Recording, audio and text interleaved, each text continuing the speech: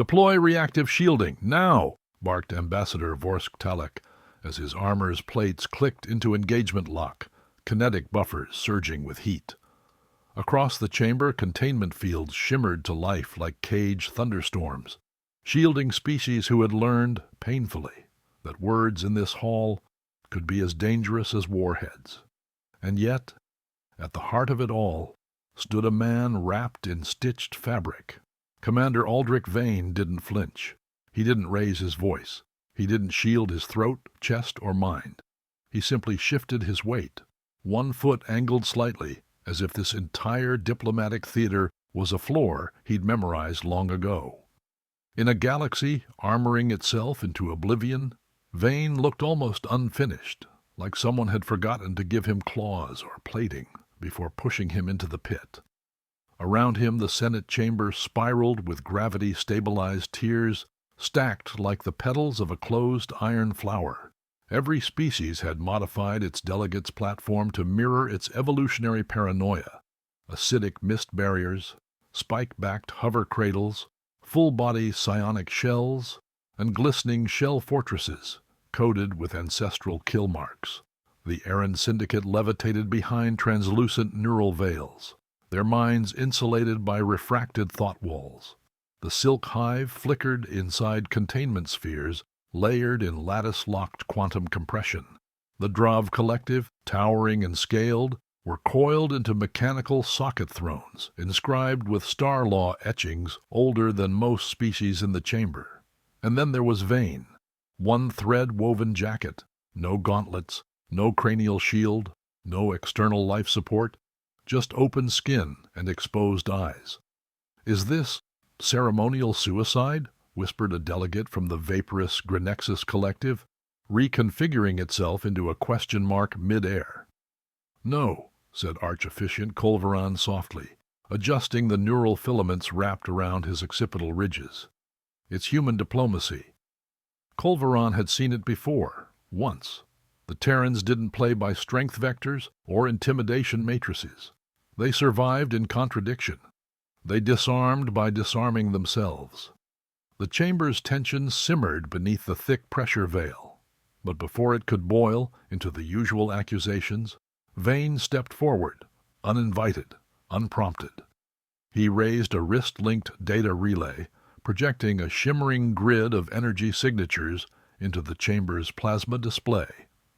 6 hours ago," he began, voice stripped of dramatics, "a sequence of spike loads disrupted shared grid partitions along Zorak-Drav borders. No explosive residue, no viral code, just a pattern, too perfect to be chaos." Heads turned, lenses refocused. Vorsk Talek's armor hissed as he paused mid-gesture, caught off guard. Vane expanded the display. Helix Core Dynamics filed emergency atmospheric compliance retrofits on both affected stations 3 hours before the failure. I cross-referenced shipping manifests. Their logistics ship was in orbit, unlogged during the spike. The room didn't erupt. It froze. Delegates leaned into their consoles, threat assessments flickering half-formed across their screens. Ambassador Drex Varun's tail uncoiled slightly, his resonance amplifier humming. "You're implying sabotage. By whom?" "Not implying," Vane said, eyes locking on Varun. "Proving.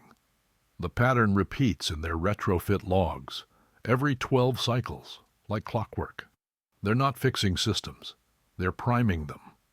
Vorsk Talek snarled, his helm's vocal augments amplifying the edge in his tone. "If this is true, why not alert us through channels?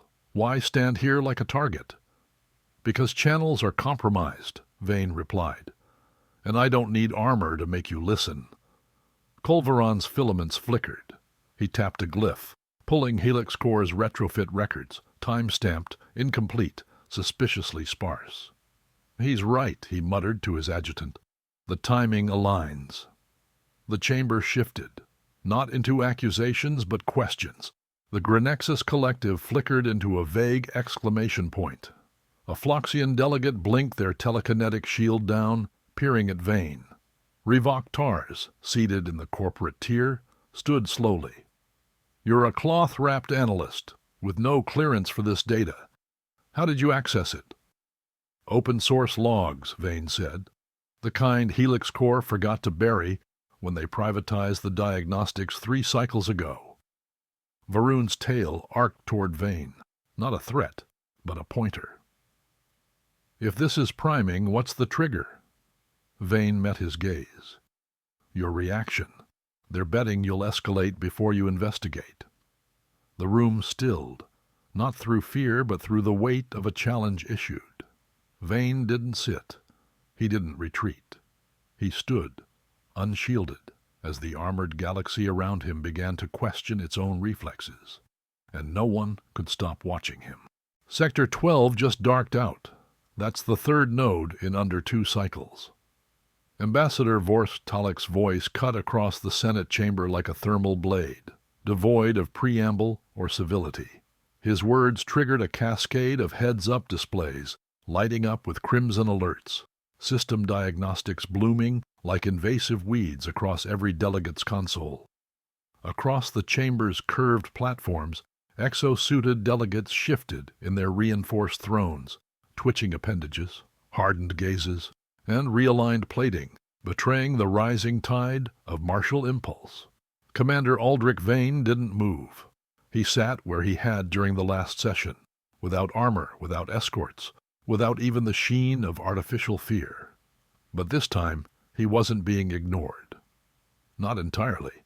Not anymore. Colveron leaned slightly forward on his elevated dais, his neural array flickering in inquiry rather than judgment. The chamber floor had changed its scent. The controlled airflow now carried the artificial sterility of burned wire coatings, overworked ventilation, and silent electric apprehension. 3 power failures, Vorsk continued, his posture unnervingly still, each along Zorak-Drov border colonies, all feeding from grid lines maintained jointly under Drov jurisdiction. All after Helix Corps completed their compliance upgrades. He wasn't shouting. He didn't need to. The data, projected by laser plasma threads hanging mid-air, was doing the screaming for him. Lines of cascading failure points, coolant surges, phase disruptions, power redistribution in patterns that didn't match entropy, they matched fingerprints. Ambassador Drex Varun's tail flexed across his metallic throne, the articulated scales catching chamber light and refracting a dull amber glow. His armor's chest plates opened slightly to reveal ceremonial inscriptions, ancient declarations of territorial legacy etched with near religious reverence. Your fleet movements coincided with the first blackout, Drex snapped, mandibles twitching with contained fury. Our grid integrity was flagged, and suddenly your warships patrol our sky? Your history books must read like invasion manuals. A flicker ran through the chamber's defense lattice. Automated threat thresholds had elevated again, now hovering just beneath tactical deployment. An alert pulsed in the background. Senate lockdown protocol. Standby Tier 2. Vane watched it all from the corner, his fingers tracking sensor logs on his wrist console. He'd retrieved old logs, long archived beneath the Senate's infrastructure regulations, formats Helix Corps never migrated. There, beneath the sanitized diagnostic reports, lived the raw pulse readings, unaltered. The data wasn't tampered with directly. That would be too obvious. Instead, it was rearranged, creating the illusion of natural failure. But one line betrayed it, a timing mismatch. Just milliseconds, but it broke the rhythm, like a heartbeat falling out of sync with breath. I motion for preemptive deployment authorization, Vorsk declared, cutting through a dozen side chatter exchanges across the council tiers. Defensive only, contingent on further sabotage. Senators gasped, some recoiled, others nodded with barely hidden satisfaction. It was always easier to vote when fear did the groundwork. Seconded, came a voice from the Ivanian bloc, whose systems depended heavily on Zorak export stabilizers. Colveron's fingers danced through a heads-up interface, pulling policy precedents, emergency clauses, coalition treaty provisions. Before escalation, he said calmly, we require a causal link, not circumstantial positioning. The Senate is not a battleground of posturing. Varun growled in response, his scaled hands resting near the activation glyphs for his throne's threat beacon. Every war in this chamber started with calm words. I'd rather not see how this one ends. Kolvaron turned his gaze slightly toward Vane. Aldrich Vane stood, quiet, slow. He hadn't been invited to speak, but that had never stopped him. His voice carried no artificial amplification, just the weight of observation rendered unavoidable. The power failures, he began, are not random, nor are they targeted. They are patterned simulations. Someone's testing Senate response latency, calibrating. A wave of murmurs scattered like static across the room. Not denial, not derision, just unease, raw and ill-defined. Drex hissed, testing? For what purpose? Vane expanded a series of overlays from his wrist console. A laser-thin grid displayed data alignment, energy fluctuations in rhythmic clusters, and packet relays rerouted mid-transmission. These aren't failures. They're synthetic degradations, timed against the internal emergency protocol refresh cycle. Every Senate infrastructure node reboots its threat detection subroutines every 3,000 pulses. The failures are inserted during blind intervals. Blind intervals? Vorsk echoed, tone sharpening. Our systems don't have blind intervals. No, Vane said. They didn't. Until Helix Core installed system patches that disabled the redundant check logic. Kolvaron's neural crown dimmed. A subtle gesture. Not disbelief, calculation. And your evidence?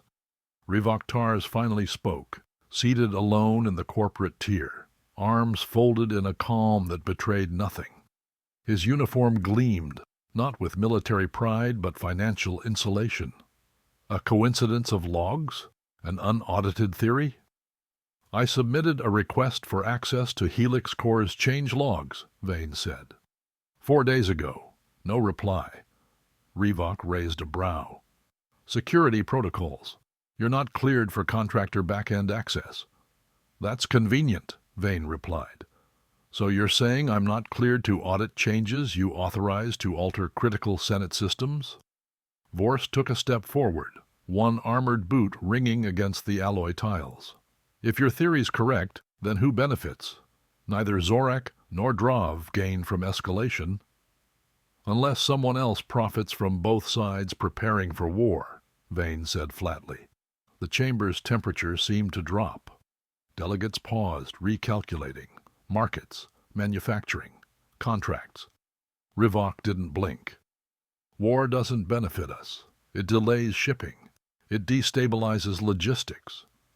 Unless you've already supplied both sides, Vane countered, and your profit comes not from victory, but from the arms race itself. Rivok stood, for the first time. His suit's joints slid into active mode, not aggressive, but definitely postured. You tread dangerous ground, human. Vane met his gaze. That's where the evidence lives. Kolvaron spoke before the room could fracture. This chamber does not declare wars. We prevent them. I will not approve deployment without further investigation. Vorsk's armor clicked softly. Then we wait. But if another system falls, you'll act, Kolvaron finished. So will we all. The meeting adjourned with tension like strained wire. As delegates filed out, Vane returned to his station. He wasn't satisfied. Not yet. He had one last packet trace to follow, one that didn't originate from Senate systems at all. It came from a dormant relay node, hidden under legacy code, a backdoor. Someone wasn't just watching the war unfold. They were writing the script. The lights flickered once, then died. A heartbeat later, a detonation ripped through the diplomatic substation beneath Relay Node 7 Alpha. The chamber's containment seals flared, and a tremor ran through the Senate platforms like a chain of snapped restraints. The air changed. It always did after explosions. Dry static carried the bite of charged particles. Breath became calculation. Zorak emergency signals lit the chamber with alert bands spinning in 3 spectrums. One of their satellites had gone dark, and initial reports screamed sabotage. On the laser plasma display overhead, heat-mapped frames captured the moment. An ignition surge, overload at the coupling joints, then a flash too fast for natural decay. Ambassador Vorsktalek activated his broadcast overlay with a single finger tap. Drav ordnance signatures match residual trace from the blast. We interpret this as a declaration of hostility. Interpretation is not confirmation, growled Ambassador Drex Varun, his tail locked in defense alignment.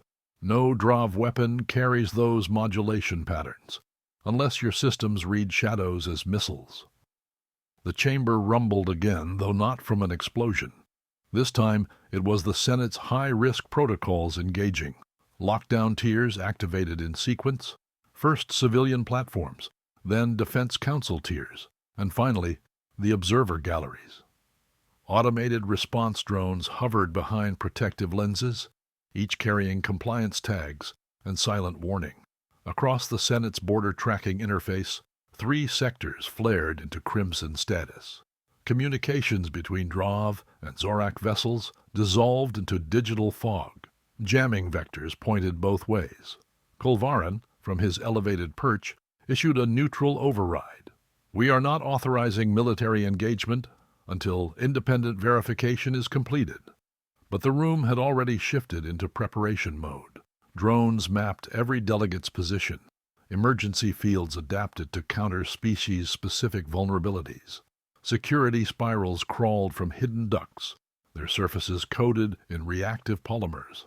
And Vane, still no armor, still no guard, still standing in his appointed section, with a flickering console and a narrowing margin of time. I request permission to present findings, Vane said. Denied, Vorsk interrupted.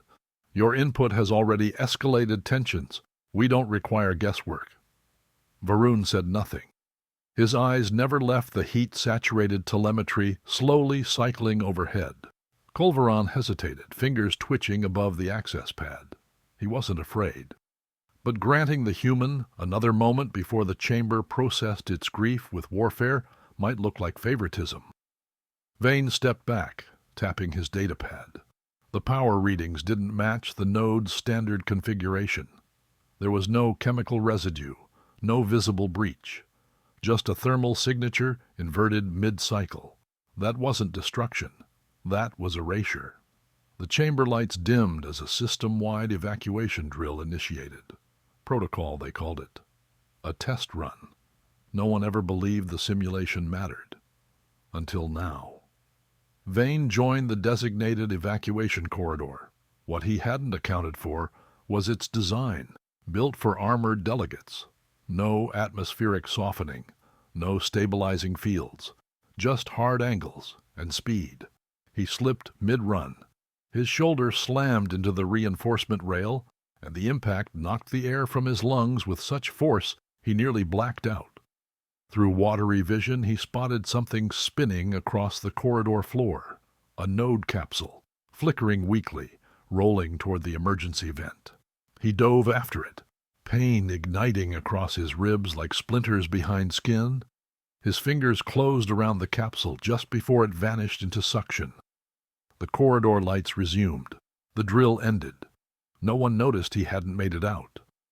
Back at his terminal, Vane cracked the capsule's shell and jacked into its fragmentary core. It was old, pre-Helix core firmware. The data trail hadn't been fully wiped. Redundant packet loops echoed in fragmental patterns, only detectable in legacy logs. But more than that, the pattern mapped a relay, not just to Zorak or Drav nodes, but through a third location, a Helix core logistics ship parked in a neutral orbit under diplomatic license. He opened cross-sector shipping manifests. The ship had been present near each affected relay node, within 1 hour before each failure. Not deployment, not attack, routing. Outside, chaos still brewed. Collective Grenexus had, for some reason, decided now was the appropriate moment to imitate Terran form. The result was a vaguely bipedal figure composed of stuttering tendrils, erratic proportions, and eyes in the wrong places. It attempted to walk by mimicking Vane's gait, but ended up collapsing over a diplomatic console, triggering a flood of apology macros in 17 languages. The delegates ignored it. Some, visibly annoyed, one whispered, "Why does it always pick the most unsettling variation?" Elder Karn Drolvek had remained quiet through the chamber's dysfunction. His ceramic-reinforced skin held a stillness that bordered on meditative. Now he approached Vane slowly. "You were injured," Karn said, tone flat but not unkind. "You don't wear shielding. You know these corridors weren't built for your kind." "They weren't built for mine," Vane replied, adjusting his collar where a trace of blood had bloomed. "They were built by yours. That's not the same." Karn's brow ridge flexed, a sign of reconsideration among his people. "Then why run through them?" "Because the data wasn't going to collect itself." Karn looked at him for a moment longer, then turned and left without further remark. Later, as the Senate reconvened for a crisis briefing, the air inside the chamber carried a static edge, not tension, but anticipation. Delegates were tired of ambiguity. Everyone wanted answers, any answers, even from the human. Kolvaron rose. His neural filaments shifted to signal silence. "There is a request from Earth's representative," he said carefully, "for testimony regarding recent failures." Varun nodded once. Even Vorsk remained still. The floor shifted. The lights narrowed. And Vane stepped forward into the core circle. No armor, no theatrics. Just a bruised shoulder, raw data, and a relay pattern that didn't lie. He had their attention. And for the first time, he had the floor. Aldrich Vane stepped into the chamber as if unaware he had just entered the most dangerous room in the galaxy. The central floor had shifted to conflict status. Security drones ring the dome perimeter, repulsor charges visibly humming in containment mode. Tiered platforms hovered inches higher than standard alignment, reacting to threat levels flagged across internal diplomatic sensors. Delegates bristled with gear, deployable gauntlets, neural barbs, thermic vents pressurized for deterrence. Even the floor panels had locked into impact absorption mode. And yet, Vane walked to the center wearing fabric and calm. Kolvaron raised one limb from the speaker's dais. "You may address the council?" "Concisely." Laser plasma displays activated above Vane's position, forming a radial matrix of energy trails, time-stamped overlays, and comparative diagnostic logs. They weren't colored to frighten. They were arranged to reveal. "What you're looking at," Vane began, "are grid failure incidents matched against Helix Core's security update intervals. You'll notice they align, not sometimes, always." He tapped his console. The matrix shifted. New overlays populated. More systems. More failures. Same timing. Each lockdown triggered within 2 cycles of a security patch, not during combat, not during diplomacy, after firmware adjustments that routed monitoring access away from Senate diagnostics. Vorsk Talik's armor plates realigned with a harsh click. "That proves nothing. Failures happen after updates because updates happen after instability." "Except," Vane replied, voice steady, "the instability never appears on native logs, only on Helix Core's sensors.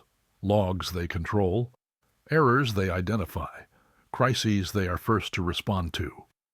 He paused, letting the patterns hold attention. "Then," he continued, "they invoice the Senate emergency budget and reinforce both Zorak and Drav colonies, every time, with the same hardware." A second display flared open. Financial summaries flickered into focus. Asset deployments, parts shipments, risk adjustment indexes climbing in sync with each incident. Kolvaron's filaments brightened slightly, not yet approval, curiosity. The silk hive's containment field rippled, its electromagnetic hue spasming in staccato flashes. Color coders reading their signal parse the shift as uncertainty. Revok finally stood. A silence expanded around him, not because of fear, but the familiarity of rehearsed power. His tone, when it came, was carved from detachment. You're drawing correlation from surface data, coincidence tied to post-event responses. You see an echo and claim it's the source of the sound. Vane didn't glance at him. He simply redirected the display, showing 3 seemingly unrelated systems, one in Zorak space, one on a Drav colony, and one in a neutral trade sector. Different environments, same pattern. Identical failure footprints, same contractor. Revok moved closer to his own station, hand poised on a data rejection glyph. Your model assumes causality without proving interference. My model, Vane said, still calm, relies on how your own diagnostics skip 2/3 of root trace pings. Systems can't fail in the exact same rhythm across different star clusters unless someone wants them to. Disbelief rippled across several platforms. A Drav delegate whispered to another, shielding the motion behind armored bracing. The Aaron Syndicate exchanged psionic nods, their shared mental veil fluttering like translucent fabric tugged in wind. Varun spoke next, his voice scraping across the chamber like dry scales against stone. If this is manipulation, who benefits besides Helix Corps, and why now?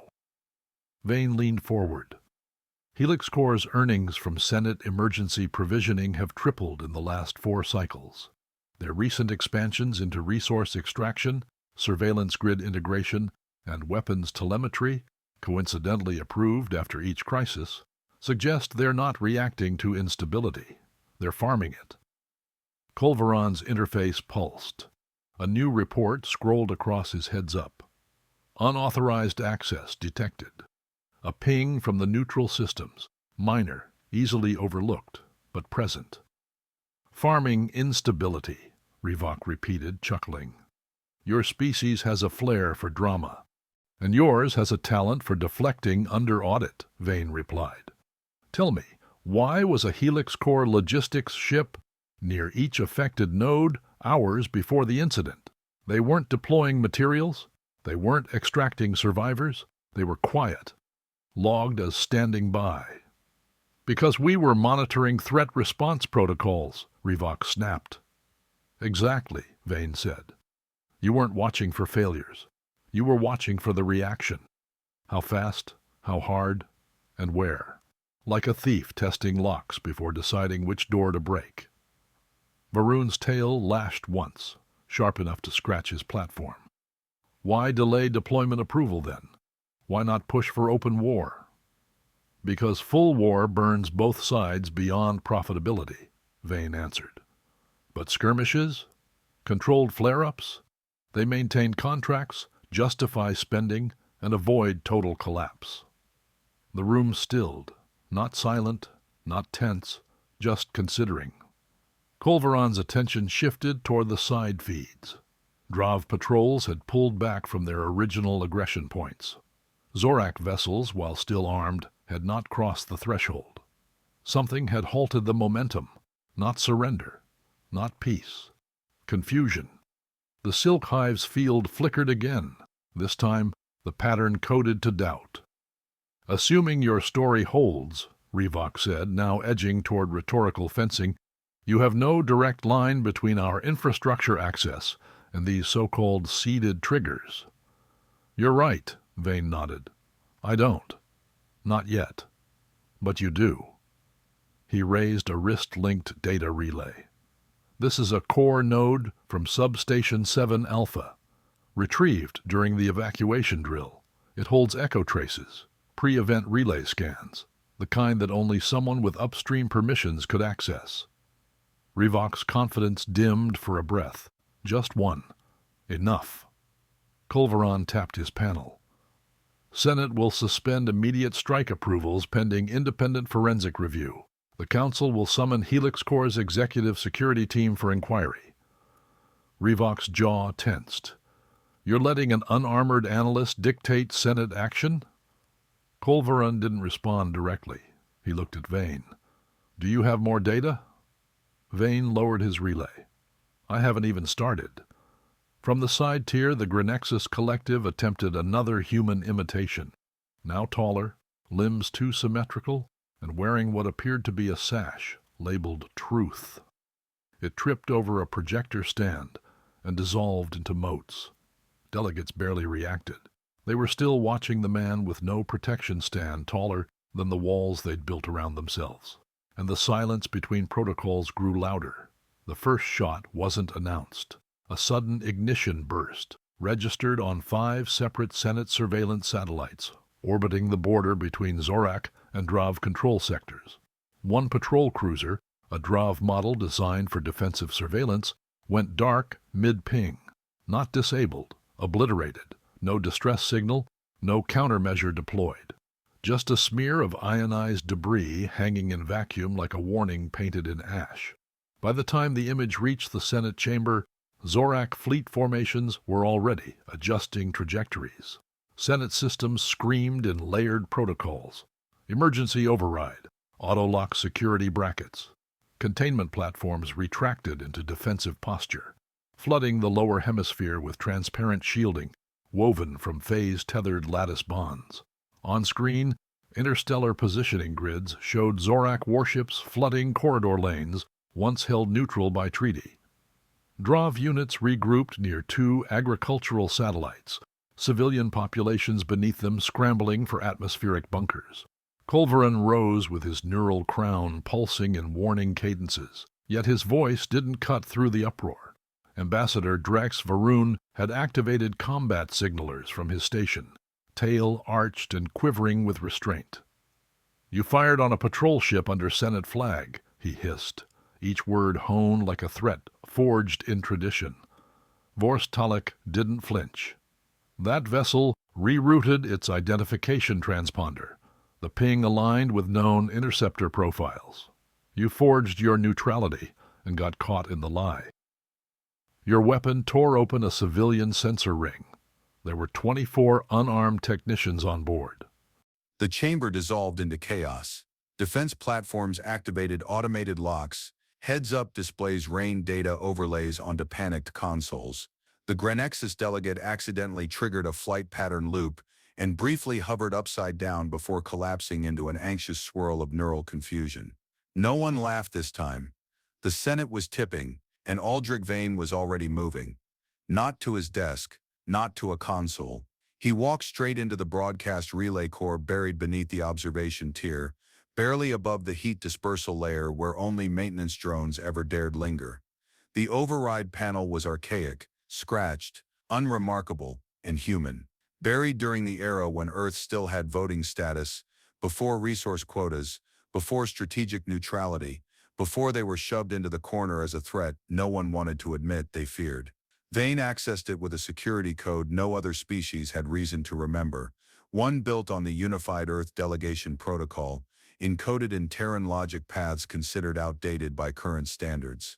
The lights above the main chamber flickered once, laser plasma screens deactivated in a soft ripple, then re-engaged, this time bypassing all Senate input cues. The controls shifted to manual. To him, a new sequence flooded the chamber wall.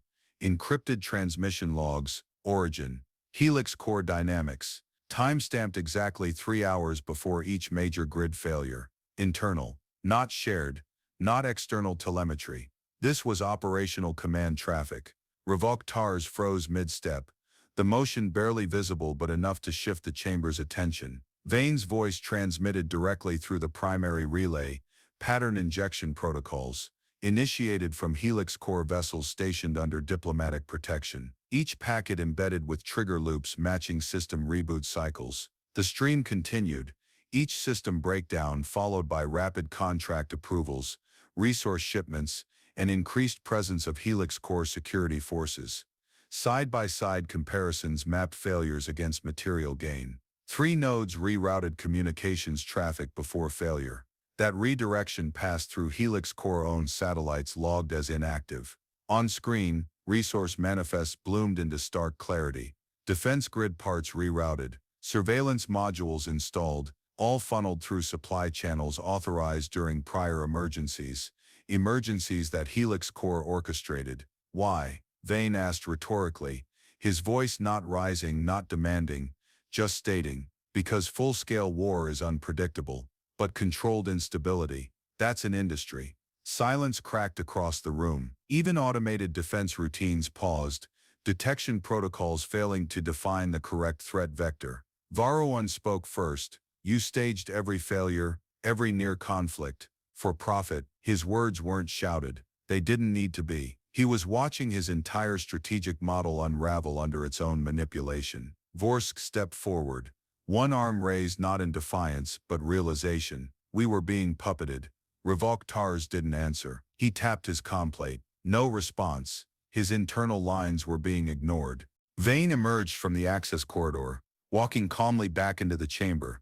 His clothes were stained, his knuckles raw from forcing open the control valve, but his eyes carried nothing but confirmation. The AI core from Substation 7 contained echo logs, unpurged. Helix Core's diagnostic agents ran self-erasing scripts, but one fragment failed to execute. It recorded a forced firmware patch, issued before the system flagged any anomaly. Culveran's neural crest pulsed in quiet dread. This entire cycle we've been maneuvered, divided, Vane said, to be sold piece at inflated prices. The Silk Hive's containment sphere dimmed in strips, displaying streaks of ultraviolet signaling, interpreted as rage. The Aaron Syndicate withdrew its mental shielding completely, an act not done in over 500 rotations. They didn't speak, they didn't need to. Grenexus stabilized into a coherent shape for the first time, its pseudo-limbs forming an image that resembled two arms folded across a chest, a gesture learned from humans, defiance cloaked in stillness. Vorska turned toward Varun. We demand compensation, but not from the Drav. Agreed, Varun replied. We were deceived, both of us. Their platforms realigned, not as opponents but counterparts. Culveran finally spoke. The Senate will convene an emergency tribunal. Helix Core's licenses are hereby suspended. Revok Tars attempted to activate a last-channel legal appeal. The console rejected him. You built this system, Vane said, stepping closer. Now it knows what you are. And then the feed shifted one final time. Not data, not diagnostics. A message, a voice from a Helix Core executive board call, recorded unknowingly. Keep the conflict beneath threshold. Enough tension to require support, not enough to invoke war clauses. Fear pays faster than peace. The chamber erupted, not in chaos, but in action. Delegations filed motions. Oversight councils demanded audits. Sanctions triggered automatically, and in the center the man with no armor, no weapons, and no rank of influence had pulled the core out from a machine built to exploit fear. They called it diplomacy. He called it intervention. And by the end, the war they were promised became the truth they couldn't ignore. Revok Tars didn't run. He didn't stammer. He did what corporate strategists are bred to do when outmaneuvered. He doubled down. I invoke charter protections. Article 7.3, he declared, voice amplified across the chamber as if volume could reassert control. Helix Core Dynamics is a Senate-recognized contractor. All representatives are shielded from interspecies litigation and immediate sanction under immunity law. The chamber stiffened. Delegates glanced at their consoles. The law existed. That part was true. Revok straightened his posture, adjusting his collar like a man who just bet the table and believed the house still belonged to him. His suit's internal systems flickered to combat-ready mode, defensive energy fields coiling at his shoulders, twin dorsal panels raising subtly. Then Vane moved. He didn't raise his voice. He didn't gesture. He just lifted a heads-up display node from his wrist and tapped a single line of archived legislative code. Senate Charter Bypass Clause 14.7, Vane said, placing the projection between himself and the room. Ratified by unanimous vote, including Helix Core's delegate signature. Culveron leaned forward. His neural crown glimmered in soft blue, curiosity mixed with acknowledgement. I recall that clause, Vane nodded. It exists to prevent corporations from invoking immunity during any crisis in which they are the provable source of destabilization, economic, strategic, or infrastructural. Revok opened his mouth, closed it. His suit's defense node pulsed once in acknowledgement of a failed override attempt. His appeal had already been logged and denied. Vorsktalek turned, claws flexing. Immunity nullified. Confirmed, added Drex Varon. Proceed with detainment procedures. Revoke stepped back as platforms around the chamber shifted into coordinated enforcement configuration. The Aren Syndicate's collective aura hardened into unified hue. Even the silk hive shimmered in deliberate threat patterns, containment field pulsing with measured rhythm. Not warning, but judgment. You are making a mistake, Revoke said. Your systems, your stability, depends on what we built. You built a parasite, Vane replied, and fed it crisis until the host went blind. Revoke's defense suite surged ion reflectors spooling along his forearms. It wasn't a weapon posture, it was retreat coverage. Then something unexpected happened. The Grinex's collective moved, or tried to. It coalesced around Vane in a swirling mass of microsilicon dust, attempting to shape itself into a protective barrier. Unfortunately, it failed to stabilize mass coherency, and instead collapsed into a heap resembling a poorly molded sandcastle. Culveron blinked once. Is that shielding? It was a gesture, said Vane dryly, brushing a fine layer of Grinex's grit from his sleeve. The chamber didn't laugh. They simply noted it. The way one notes when an old protocol quietly retires itself. Revoke's final fallback routine failed. Every defense mechanism engaged had been mapped in advance by Senate observation algorithms. Vane's exposure of Helix Core's backdoors had not only been data, it had triggered a system-wide reclassification. Helix Core was no longer a protected contractor, it was an internal threat.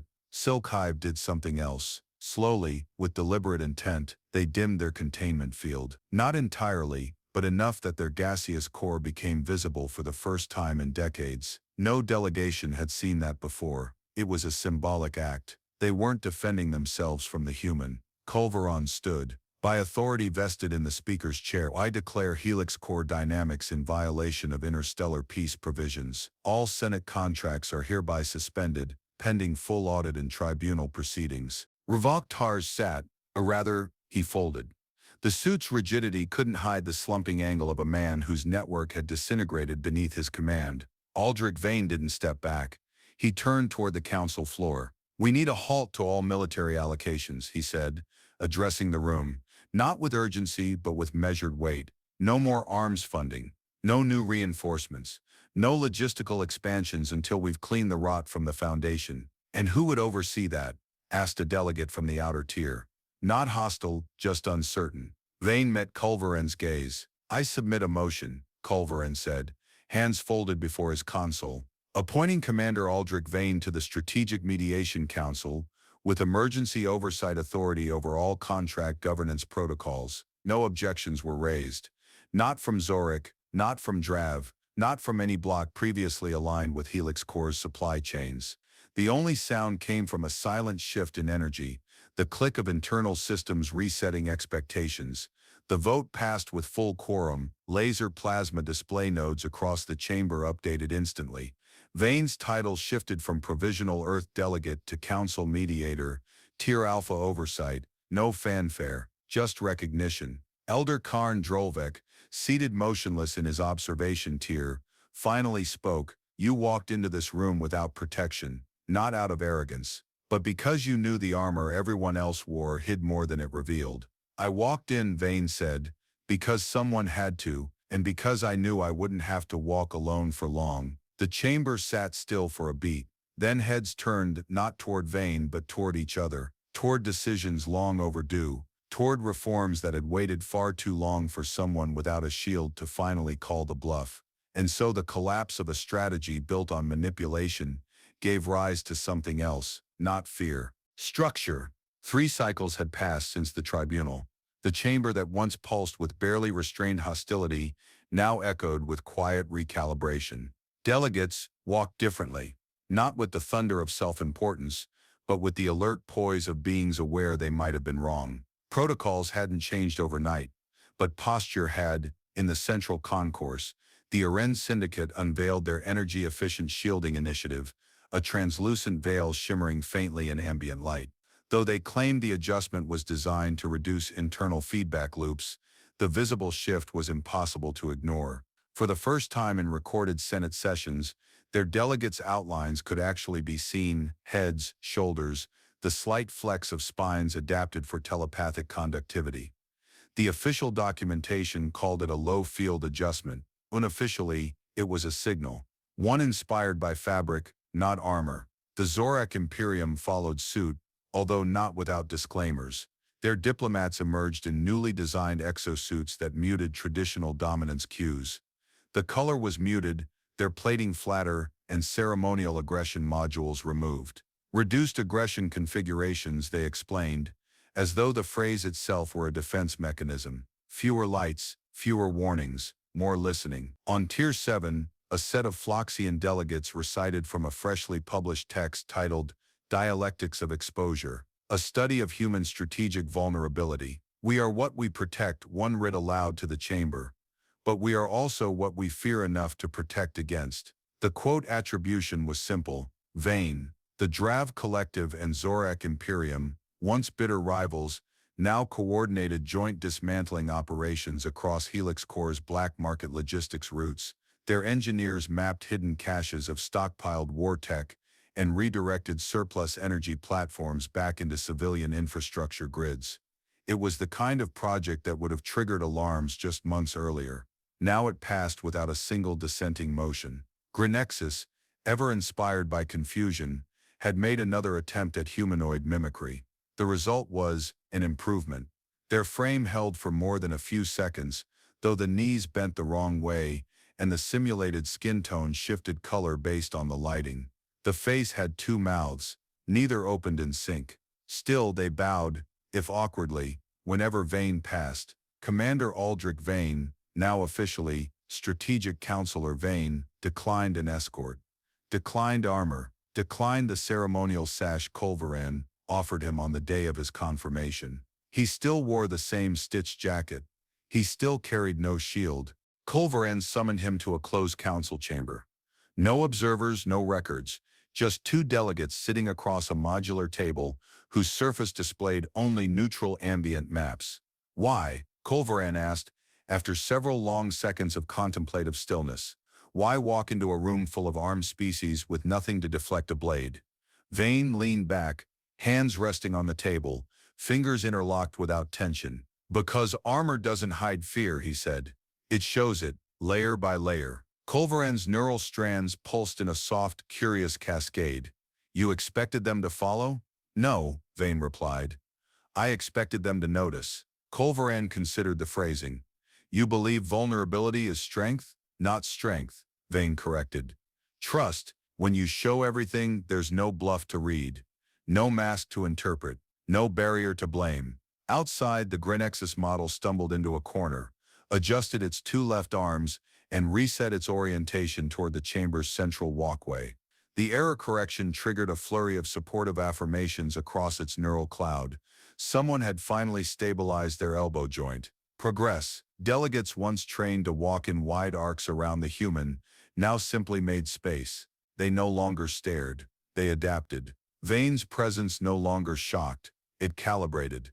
The silk hive who once shrouded their form in triple-tiered defense shells now floated inside a newly refined containment field with 70% visibility, a gesture they framed as environmental synchronization. The shift had triggered 26 new diplomatic engagements with lesser-developed species that had previously avoided them altogether. In private sectors, the economic shifts were just as profound. Helix Core subsidiaries had either collapsed or been absorbed by oversight-managed collectives. The weapons market saw its largest single-quarter contraction in documented galactic history. Peace, it turned out, was more scalable than expected. Floxian students created interactive simulations titled Walking with Nothing, a gamified version of Senate sessions where players had to navigate conflict using only logic and body language. No shields, no weapons, no modifiers. The highest-scoring player, a Cephalexian adolescent, wrote in their review, "I learned that being seen makes you harder to attack." The game was banned briefly in 5 jurisdictions before being reinstated as an educational tool. In the evening recess of his 4th week as counselor, Vane stood at the chamber's northern overlook, a transparent platform with no shielding, perched just high enough to offer a panoramic scan of every delegate below. He stood there often, and no one interrupted. Elder Karn Drolvek approached once more, hands behind his back. "We used to believe protection meant superiority," he said. Vane didn't turn. "Then you wore fear and called it posture." Karn nodded once quietly. "I used to think exposure was weakness," the elder admitted. "Now I wonder if it's simply unfamiliar." Vane stepped down from the overlook, passing between delegates who no longer measured threat by silhouette or plating, by presence, by conduct. The armor had not come off. It had evolved into questions, into actions, into reconfiguration, into trust. The reform had not just touched systems, it had cut into the thinking beneath them, one layer at a time.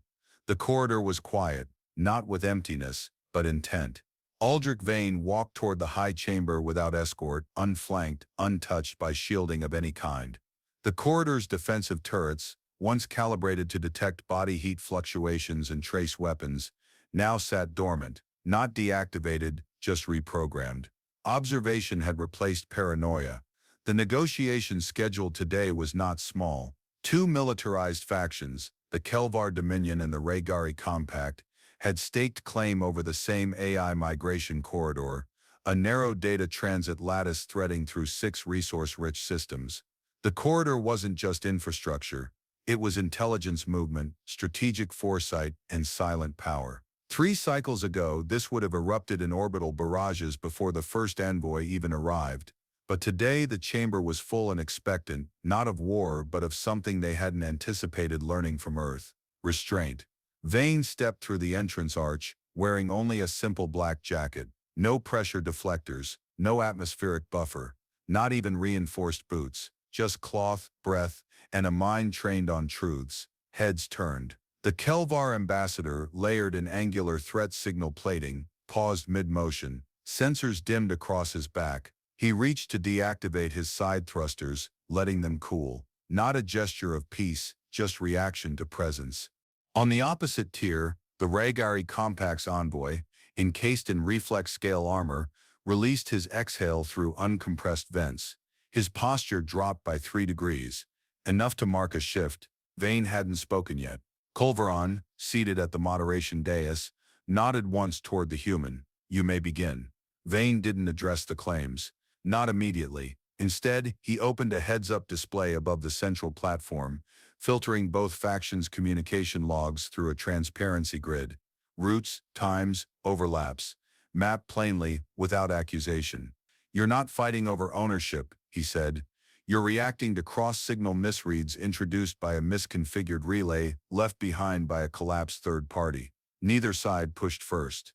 You were both rerouted without knowing." A long silence followed.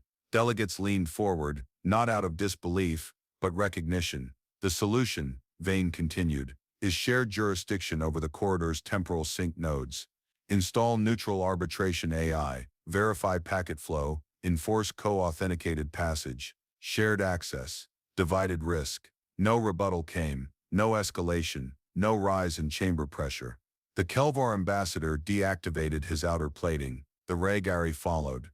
In under 2 minutes, a conflict that had hovered on the edge of kinetic exchange dissolved into cooperative control. Vane returned to his seat without commentary. Later that cycle, the Senate Archives Division decommissioned an outdated entry, "Defensive Protocols for Primitive Species." It was replaced by a new guide, "Strategic Vulnerability in Diplomatic Engagements," an internal memo made public by unanimous vote. The first line read, "To appear defenseless in a room full of warriors is not ignorance, it's a weapon of another kind." In the weeks that followed, change rippled without spectacle. The Tannan delegation, long defined by their ornate neural shielding, a lattice of synaptic diffusers wrapped across the crown, arrived to the quarterly convocation, stripped of it entirely, not as protest, as reverence. When asked, the lead diplomat offered a simple reply. In honor of Aldrich Vane, Grit Nexus arrived 2 sessions later with a new form. Humanoid, functioning, still unsettling but stable, their limbs no longer disconnected mid-motion, their neck no longer rotated 360 degrees when curious. They wore a sash. It said, "Emulate, don't imitate." Someone had taught them irony. Kolveron stood with Vane in a side gallery overlooking the diplomatic tiers. His neural crown dimmed to a color coded for long thought. You know, the speaker said, when you first arrived, we thought your species reckless. Vane smiled faintly. You weren't wrong, and yet we adjusted around you. Reconstructed protocol, adapted entire posture systems. Why? Because your armor didn't keep you safe, Vane said. It kept you scared. Culverin gave a low exhale. What happens next? Reform, Vane said. Then memory. Then maybe, if we're fortunate, peace. He stepped back, preparing to leave. Culverin spoke again, quieter, almost to himself. You didn't carry protection. No, Vane answered, glancing over his shoulder. I carried permission. For what? To be seen. That night, the Senate floor dimmed under new illumination protocols, adjusted to promote psychological openness rather than intimidation. Documentation from that session noted no raised voices, no armor hissed, no evacuations triggered. The only entry marked as historically relevant came from the final speech logged under the diplomatic record of Counselor Aldrich Vane. Armor can protect you from what's outside, but only confidence, conviction, and truth can shield you from what's within. The log closed there, and for the first time in Senate history, it stayed closed.